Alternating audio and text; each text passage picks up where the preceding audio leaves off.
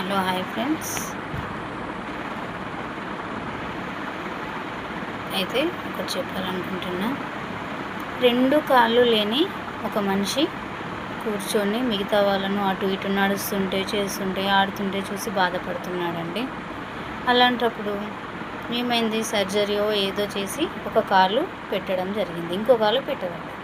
అప్పుడు ఏమనిపిస్తుంది ఆయనకి?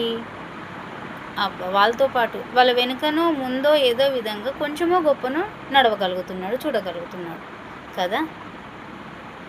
అప్పుడు కొంచెం సంతోషం అనిపించింది కదా.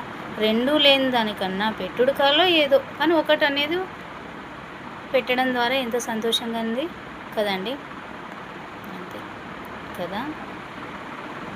అయితే మాకి బ్రదర్స్ లేరు, అయితే అందుకే చూసేవాళ్ళు ఎవరైనా మా బ్రదర్స్తో సమానం అని అనుకుంటాను. మాకి బ్రదర్స్ లేరు, మా పెద్దమ్మకి కూతుళ్ళు. అందుకే దేవుడు ఏదో ఒకటి లోటు ఉంచితే మళ్ళీ ఇంకొకరికి లోటు ఉంచి దగ్గరగా కలుపుతాడు. ప్రేమ, సంతోషము, మంచితనము అది అనేది ఖచ్చితంగా ఉండాలండి. ఏదైనా ఎక్కడైనా మనకి మంచి జరగాలనుకుంటే మనం ఏదైనా న్యాయంగా ఏదైనా ఉంటే ఏ పనిలో అయినా అయితే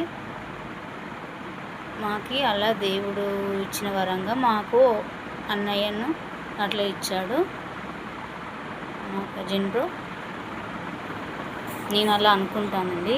చిన్న ఎగ్జాంపుల్ అట్లా చెప్పిన, లేరను బాధపడకుండా చిన్నో కొద్దో గొప్ప అన్న అనే పదము, అన్న అనేది చేస్తాడు కదా. తనకు చేతనైనగా చెల్లెళ్ళని చేస్తుంటాడండి. Thank you.